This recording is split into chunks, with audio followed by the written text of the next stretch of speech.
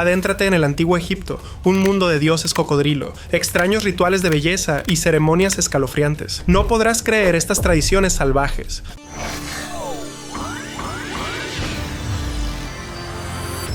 Imagínese una escena dramática, incienso arremolinándose, sacerdotes cantando y una momia o estatua en el centro. Este era el antiguo ritual egipcio de abrir la boca, una ceremonia sagrada para restaurar los sentidos de una persona muerta para la otra vida. Al tocar los labios con herramientas simbólicas, los sacerdotes creían que podían despertar el alma, lo que le permitía comer, beber y hablar en el otro mundo. ¿Por qué tanto esfuerzo? En la creencia egipcia, el alma, o Ka, necesitaba comida y bebida para sobrevivir después de la muerte. Sin este ritual, el Ka sería cortado, lo que llevaría a una existencia inquieta. Los sacerdotes con pieles de leopardo manejaban herramientas especiales en una actuación llena de significado cósmico. Esto no se limitaba a las momias. Las estatuas de dioses y faraones también se sometían al ritual, devolviéndoles simbólicamente la vida. Es una mezcla sorprendente de arte, religión y devoción familiar que muestra el profundo respeto que los egipcios tenían tanto por la vida como por la muerte.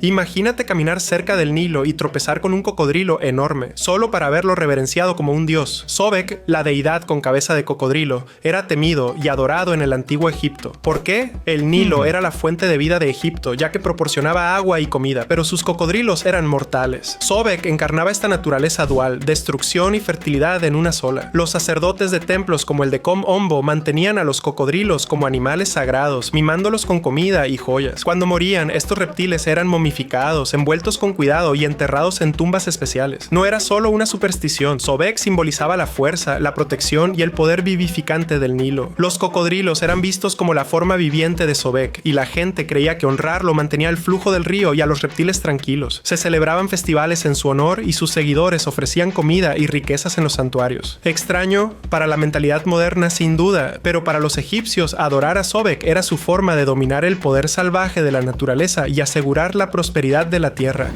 Ahora, imagínese a una persona con el pelo rojo intenso caminando por el antiguo Egipto. Suena raro, ¿verdad? Eso es porque lo era, y no siempre se veía con buenos ojos. El pelo rojo se consideraba una marca de Set, el dios del caos, los desiertos y las tormentas. Set era representado a menudo como un villano impredecible, que luchaba contra Horus por el control del universo. Algunas personas temían que los individuos pelirrojos portaran su espíritu volátil, lo que los hacía sospechosos o incluso desafortunados. Pero aquí es donde se vuelve aún más extraño. No todos los pelirrojos eran rechazados. Se dice que Ramsés II, uno de los faraones más grandes de Egipto, tenía el pelo rojo, aunque la momificación lo conservaba de forma diferente a la que podríamos pensar. En su caso, el rasgo raro estaba vinculado al poder y la ascendencia divina. Los animales pelirrojos, como las vacas o los burros, a veces se sacrificaban para apaciguar a Set y traer equilibrio al mundo. Ya sea maldecido o reverenciado, el pelo rojo nunca fue solo un color, era un símbolo que podía cambiar el destino de una persona.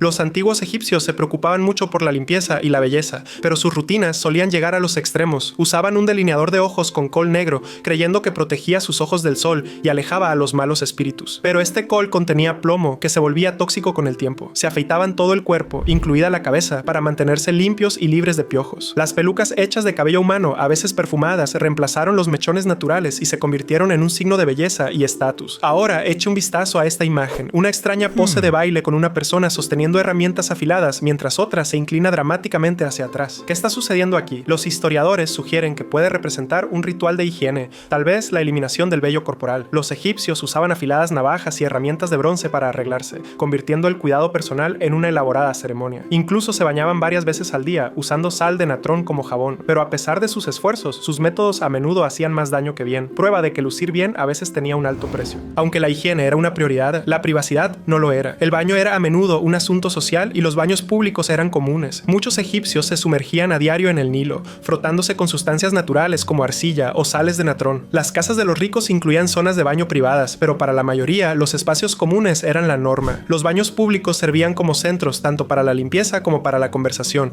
una mezcla de necesidad y vida comunitaria. Los retretes, sin embargo, eran otra cuestión. Incluso los egipcios más ricos no tenían la plomería que reconoceríamos hoy. En su lugar se utilizaban asientos de piedra o madera con ollas debajo, a veces compartidos entre familias o incluso trabajadores de hogares numerosos. Los desechos se retiraban y se reutilizaban como fertilizante para los cultivos, nuevos. Nada se desperdiciaba en el antiguo Egipto. Aunque suene inquietante para los oídos modernos, los retretes comunitarios reflejaban la mentalidad práctica de los egipcios. Para ellos, la higiene era una cuestión de equilibrio, mantenerse limpio mientras se mantiene la naturaleza y la sociedad en armonía. Los antiguos egipcios no solo amaban los cosméticos en vida, creían que la belleza importaba incluso en la muerte. A las momias se les solía delinear los ojos con col y retocar sus rostros con colorete y otros pigmentos para recuperar un aspecto vivo. ¿Por qué? Los egipcios creían que la apariencia era vital para la otra vida. Tener un aspecto presentable significaba que el alma sería reconocida y bienvenida por los dioses. El col, ese llamativo delineador de ojos negros, no solo era una cuestión de estilo, también tenía un propósito protector. Se creía que protegía a los muertos de los malos espíritus y del resplandor cegador del dios del sol Ra en su viaje a la eternidad. Curiosamente, estos cosméticos se aplicaban con la misma precisión que en vida, utilizando herramientas hechas de marfil, piedra o vidrio. Se añadían ungüentos para mantener la piel de la momia humectada y evitar la descomposición, mientras que los perfumes como la mirra ayudaban a enmascarar los olores desagradables. Imagínese de pie en una tumba viendo a los sacerdotes pintar y ungir cuidadosamente un cuerpo sin vida con aceites, mientras los cánticos resonaban a través de las paredes de piedra. Todo era parte de garantizar que los muertos entraran a la otra vida con gracia y dignidad, luciendo tan reales como alguna vez fueron en vida. Una vez que los muertos estaban listos, se enfrentaban a la prueba más crítica, la ceremonia del pesaje del corazón. Imagínense esto, una gran sala de audiencias cósmica donde el difunto se encuentra ante Osiris, el dios del inframundo. En el centro, una balanza gigante sostiene dos objetos. En un lado, el corazón de la persona, que se cree que contiene sus acciones y alma. En el otro, la pluma de Maat, la diosa de la verdad y la justicia. Si el corazón pesaba más que la pluma, significaba que el alma estaba cargada con el pecado y el juicio era rápido. El corazón sería devorado por Amit, una criatura aterradora, mitad león, mitad cocodrilo e hipopótamo. Para los egipcios, un corazón ligero significaba una vida pura y otorgaba al difunto la felicidad eterna. Los sacerdotes recitaban oraciones del libro de los muertos, guiando al alma a través de esta prueba angustiosa. Imaginen el suspenso, ¿el corazón pasaría la prueba o sería condenado para siempre? La ceremonia no era solo mitología, reflejaba cuán profundamente los egipcios valoraban la moralidad y la justicia. Era un acto de equilibrio espiritual que determinaba el destino de uno por la eternidad. ¿Qué pasaría si pudieras dormir en un templo para curar una enfermedad o recibir un consejo divino? Eso es exactamente lo que hacían los antiguos egipcios. Esta práctica, conocida como incubación, implicaba dormir durante la noche en templos sagrados, esperando recibir sueños enviados por los dioses. Los enfermos o aquellos que buscaban respuestas se tumbaban en esteras o bancos de piedra, rodeados de estatuas de deidades. Los sacerdotes actuaban como intérpretes de los sueños, traduciendo las visiones en mensajes de dioses como Tot, el guardián de la sabiduría, o Imhotep, un dios de la curación. Estas fiestas de pijamas no eran tan relajantes como parecen. Los rituales a menudo implicaban ayuno, beber brebajes de hierbas o estar rodeado de un aire cargado de incienso para invitar a los sueños. Algunos soñaban con curas, como qué hierba usar o a qué dios rezar, mientras que otros se despertaban con visiones crípticas que solo los sacerdotes podían descifrar. Imagínate la mezcla de desesperación y esperanza, esperando una señal de lo divino en la quietud de un salón sagrado. Puede que ahora suene extraño, pero para los egipcios los sueños eran la conexión definitiva entre los mortales y los dioses. Un salvavidas para la curación o para obtener respuestas que ningún médico terrenal podía proporcionar. Si las curas oníricas suenan místicas, aquí es donde las cosas se ponen realmente escalofriantes. Los himnos caníbales. Estos escritos antiguos que se encuentran en los textos de las pirámides describen a un faraón que devoraba a sus enemigos. No literalmente, sino simbólicamente. Los textos dicen que el faraón consumía su magia, se comía su conocimiento y se tragaba su poder. En otras palabras, al comerse ritualmente a los enemigos conquistados, el faraón absorbía su fuerza, asegurando su dominio tanto en esta vida como en la otra. Esta práctica no tenía que ver con el canibalismo propiamente dicho, sino con el poder. En la creencia egipcia, consumir algo, ya fuera comida, animales o enemigos simbólicos, significaba asumir su esencia. Los himnos caníbales elevaban al faraón a un estatus similar al de un dios imparable y divino. Imagínese a los sacerdotes cantando estos versos mientras el faraón ascendía a su trono en la otra vida, conquistador de almas y espíritus. Era una mezcla escalofriante de religión y política que reforzaba la autoridad del faraón sobre la vida, la muerte e incluso los propios dioses. En lo que se refiere a la comida, los antiguos egipcios tenían una dieta fascinante y a veces extraña. El pan era el alimento básico indiscutible, pero a menudo venía con un crujido inesperado. ¿Por qué? La arena y la gravilla de las piedras de moler se mezclaban con la masa, desgastando los dientes de las personas con el tiempo. En cuanto a las proteínas, el pescado, los gansos y los patos eran comunes, mientras que los egipcios más ricos disfrutaban de la carne de vacuno en ocasiones especiales. Pero aquí es donde se vuelve extraño. Comían flores de loto, los pétalos se secaban, se molían crecían y se convertían en harina, mientras que las semillas se tostaban como palomitas de maíz. Para endulzar las comidas, los egipcios dependían de la miel, considerada un manjar. Para los menos afortunados, las langostas o las cebollas crudas a menudo constituían una comida básica pero nutritiva. También creían que ciertos alimentos tenían propiedades mágicas. El ajo, por ejemplo, no solo era para dar sabor, se comía para aumentar la fuerza y protegerse de las enfermedades. Esta dieta, por extraño que parezca, reflejaba su enfoque práctico de la comida, supervivencia, sustento y un poco de simbolismo. Si el pan era el alimento de la vida, la cerveza era la bebida que la completaba. De hecho, los egipcios consideraban que la cerveza era tan esencial que la consumían todos, hombres, mujeres e incluso niños. Pero no era el tipo de cerveza que se tomaría en un bar moderno. La cerveza egipcia era espesa, turbia y mucho menos alcohólica, a menudo más parecida al pan líquido que a una buena cerveza fría. Se elaboraba a partir de panes de cebada fermentados, que se remojaban en agua hasta que se formaba una bebida espumosa y nutritiva. A los trabajadores que construían las pirámides se les pagaba con raciones de cerveza, hasta 4 litros al día. No era solo un calmante de la sed. La cerveza estaba repleta de calorías y nutrientes, lo que la hacía vital para la supervivencia. Incluso en la muerte, la cerveza acompañaba a los egipcios al más allá. Se colocaban frascos de la bebida en las tumbas para garantizar que los fallecidos nunca tuvieran sed. Para los egipcios, la cerveza no era solo una bebida, era un salvavidas, un pegamento social y un regalo sagrado de los dioses.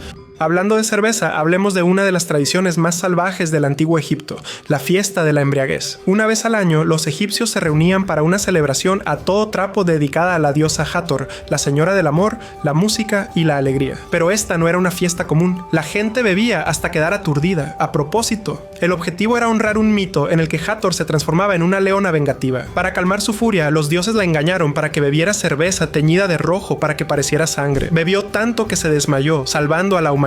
El festival reflejaba este mito, con cerveza fluyendo sin cesar en honor a Hathor. Los juerguistas cantaban, bailaban y celebraban hasta que se desplomaban en un sueño ebrio, creyendo que este acto de intoxicación los acercaba a los dioses. Suena salvaje para los estándares actuales, pero para los egipcios era una forma de conectarse con lo divino, a través de la alegría, la música y sí, litros de cerveza.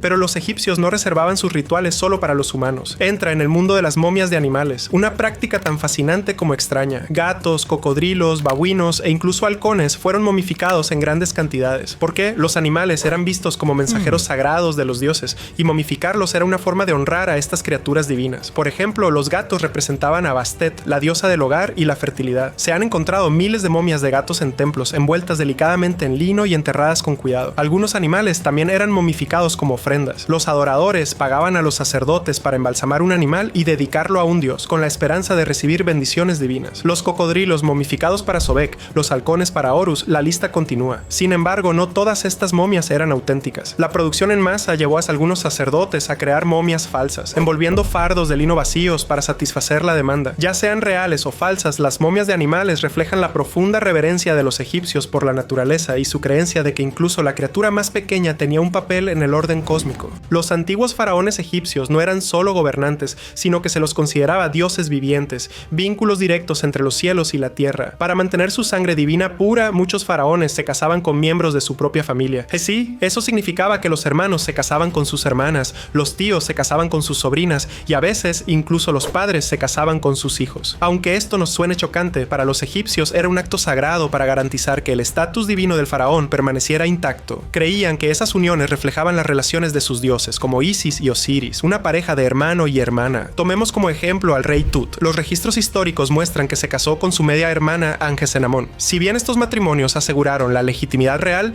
también trajeron consecuencias no deseadas, problemas genéticos. Muchas momias, incluida la de Tutankamón, revelan deformidades físicas probablemente causadas por la endogamia. Sin embargo, para los egipcios, el simbolismo superaba los riesgos. Casarse con miembros de la familia no era un tabú, era un acto de importancia cósmica, una tradición que colocaba a sus faraones firmemente entre los dioses. Los matrimonios divinos aseguraban su linaje y los faraones también tenían formas únicas de mostrar su poder, y una de las más extrañas era llevar barbas postizas. En el antiguo Egipto las barbas eran símbolos de divinidad y autoridad, pero aquí está el giro. Incluso las gobernantes las usaban. La reina Hatshepsut, una de las faraonas más poderosas de Egipto, se hizo famosa por llevar una barba ceremonial para reforzar su legitimidad como gobernante. Puede que fuera una mujer, pero con su barba postiza y sus atuendos masculinos se declaraba igual a cualquier rey. Estas barbas no eran el vello facial habitual, estaban hechas de metal, cuero o materiales tejidos y se usaban durante ceremonias religiosas y eventos públicos. El estilo en sí importaba. Una barba larga y curvada estaba reservada para los dioses, mientras que las barbas más cortas y rectas simbolizaban a los gobernantes terrenales. Para los egipcios, la barba no tenía que ver con el género, sino con el poder. Ya fuera hombre o mujer, llevar una conectaba a los gobernantes con lo divino, enfatizando su derecho divino a mandar. Pero incluso los faraones más poderosos se enfermaban, y cuando eso ocurría, los egipcios recurrían a remedios que iban desde los más ingeniosos hasta los más extravagantes. Su conocimiento médico era sorprendentemente avanzado. Los rollos de papiro muestran que podían reparar huesos rotos, coser heridas y diagnosticar enfermedades. Sin embargo, sus tratamientos a menudo mezclaban ciencia y magia. Para los dolores de cabeza, los médicos prescribían cebollas machacadas para frotarlas en las sienes. Para la tos, una mezcla de miel y dátiles hervidos. Suena inofensivo, ¿verdad? Bueno, la cosa se pone más rara. Los dolores de muelas se trataban con una pasta hecha de ratones molidos, mientras que otros remedios incluían sangre de lagarto y estiércol de burro. ¿Por qué curas tan extrañas? Los egipcios creían que la enfermedad no era solo física, sino que a menudo estaba causada por espíritus malignos o dioses disgustados. Así que, junto con los tratamientos prácticos, los sacerdotes recitaban hechizos o colocaban amuletos sobre el paciente para ahuyentar las fuerzas sobrenaturales. Para ellos, la medicina no era solo una ciencia, era un arte sagrado que mezclaba los mundos natural y espiritual para brindar curación y equilibrio. Para las enfermedades que no se podían curar con magia o remedios extraños, los curanderos egipcios recurrían a veces a la cirugía. Una de sus técnicas más atrevidas era la trepanación o perforación de agujeros en el cráneo. Suena bárbaro, pero la trepanación era un intento de aliviar la presión, el dolor o incluso liberar los espíritus malignos atrapados dentro de la cabeza de un paciente. Se han encontrado pruebas de ello en cráneos antiguos, algunos de los cuales mostraban signos de curación, lo que demuestra que el paciente sobrevivió al procedimiento. Las herramientas utilizadas eran sencillas pero eficaces. Cuchillos afilados y taladros, probablemente hechos de bronce, se esterilizaban con fuego. Los profesionales expertos cortaban o perforaban cuidadosamente el hueso, mientras otros sujetaban al paciente con firmeza. Teniendo en cuenta que esto fue hace miles de años, la tasa de supervivencia era sorprendentemente alta. La trepanación puede parecer horrorosa hoy en día, pero refleja el avanzado conocimiento de la anatomía de los egipcios y su determinación de salvar vidas, sin importar lo extremo que fuera el método. Si crees que las tendencias de moda actuales son estrictas, imagina vivir en el antiguo Egipto, donde la ropa no era solo una cuestión de estilo, sino de estatus, pureza e incluso moralidad. Los egipcios tenían una relación amorosa con el lino, y con razón. El lino era ligero, transpirable y perfecto para el calor abrasador del valle del Nilo. Pero no cualquier lino servía. Cuanto más fina y blanca fuera la tela, mayor era tu estatus. Los egipcios ricos usaban prendas hechas de lino ultrafino, tan delicado que era casi transparente. Era su versión de la moda de lujo, una declaración de poder y refinamiento. Las clases bajas no tenían tanta suerte, usaban lino más áspero y vasto, y su ropa era mucho más sencilla, faldas escocesas básicas para los hombres y vestidos sencillos para las mujeres. Pero la limpieza era clave para todos, independientemente del rango. Los egipcios lavaban su ropa constantemente, y los sacerdotes llevaban esta obsesión al extremo, usando lino recién lavado y cambiándose de ropa varias veces al día para mantener la pureza espiritual. Romper estas reglas, impensable. La ropa sucia o mal usada no era solo una falta, sino que se consideraba un insulto a los dioses. Para los egipcios, la ropa no era solo tela, era un hilo que conectaba a la humanidad con lo divino.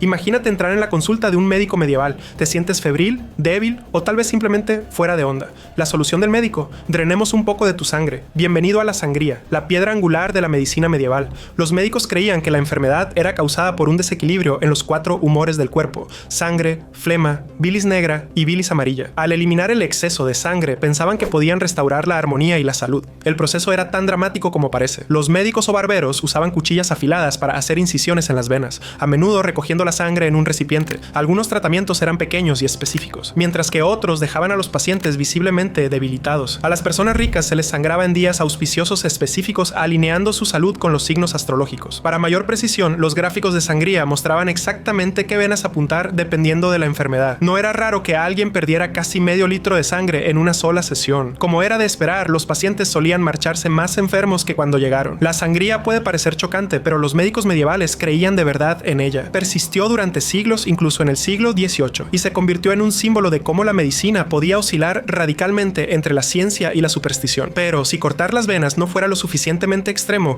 la siguiente cura llevó las cosas a un nivel aún más espeluznante. Si la sangría con cuchillas parecía demasiado intensa, los médicos medievales recurrían a la terapia con sanguijuelas. Se colocaban sanguijuelas sobre la piel de los pacientes para succionar la sangre mala de una manera más suave y sin intervención. Una vez llenas, se caían habiendo consumido consumido varios mililitros de sangre. Esta no era solo una tendencia extraña, se convirtió en una industria en auge. Los recolectores de pantanos atraían a las sanguijuelas dejándolas adherirse a sus propias piernas, mientras que los monasterios criaban sanguijuelas para venderlas como herramientas médicas. Se confiaba en las sanguijuelas para tratar dolores de cabeza, infecciones y más. Sorprendentemente, la ciencia moderna muestra que las sanguijuelas secretan anticoagulantes que mejoran la circulación, lo que hace de este uno de los pocos tratamientos medievales que tenía algún mérito. Aún así, por espeluznante que suene, las sanguijuelas eran parte de un intento desesperado por luchar contra la enfermedad y sobrevivir en un mundo sombrío obsesionado con la muerte. A finales de la Edad Media, la muerte se convirtió en una obsesión. La danza de la muerte, una inquietante tradición artística, se extendió por toda Europa mientras la peste negra asolaba las poblaciones. Se representaban esqueletos bailando con reyes, campesinos y sacerdotes, un inquietante recordatorio de que la muerte llegaba para todos, sin importar su rango. Estos escalofriantes murales e ilustraciones aparecieron en iglesias, manuscritos y espacios públicos. En ellos, los esqueletos se burlaban de los humanos, arrastrándolos a una danza eterna. El mensaje era claro: la vida es fugaz y nadie escapa a la muerte. Sin embargo, en medio del miedo, el arte ofrecía humor negro y unidad para enfrentar la mortalidad. La danza de la muerte incluso inspiró actuaciones y rituales. Los aldeanos organizaban desfiles de esqueletos, utilizándolos como formas catárticas de procesar el dolor y encontrar significado en el caos. Enfrentarse a la muerte de frente les daba a los pueblos medievales una extraña sensación de consuelo, una forma de poner orden en un mundo lleno de incertidumbre. Imagínate despertar en mitad de la noche, incapaz de moverte,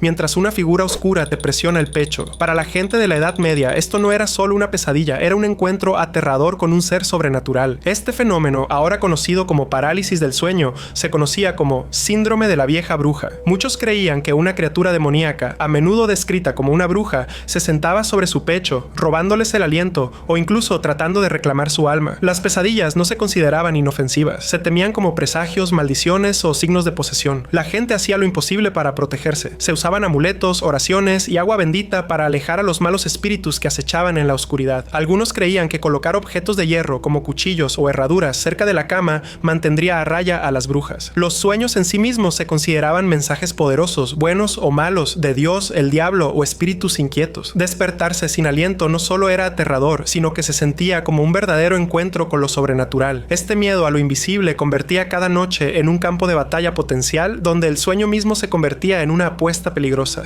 Eso es todo. Escribe en los comentarios qué tradición te pareció más inusual. Para obtener más información útil, mira otros videos.